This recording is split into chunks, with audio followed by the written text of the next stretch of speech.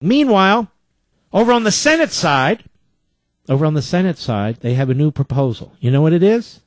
And it's bipartisan. Raising the gasoline tax. So food prices are soaring. We've talked about that. Energy prices are soaring. We've talked about that.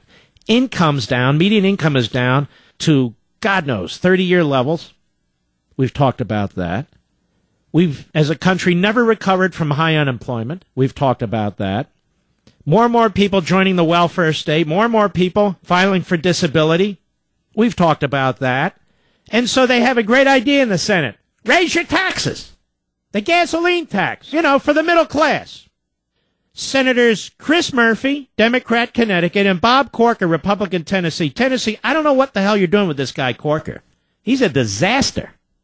And an arrogant little disaster. Unveiled the first bipartisan Senate proposal to raise the gas tax, broaching a dangerous political issue that lawmakers have avoided for years.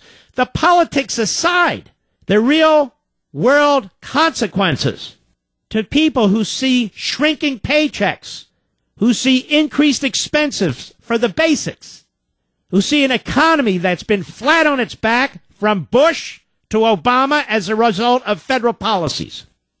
The Murphy-Corker plan would raise the gas tax by 12 cents over the next 2 years. That's every gallon of gasoline.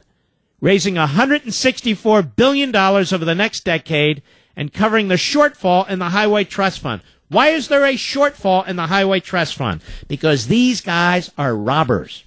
That's why they steal money out of trust funds. Social Security Trust Fund, Medicare Trust Fund, Highway Trust Fund. There are no trust funds. And it's always about government. Always about government programs, government projects. It would index the gas tax to inflation. So in other words, once they jack it up high, where it's 30 cents a gallon if they have their way, 12 plus 18, then they put it on this rote inflation index, so they never have to take a vote again, and off it goes, and off it goes.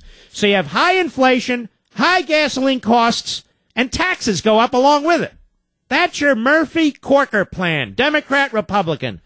Bipartisan nut jobs, I say with all due respect.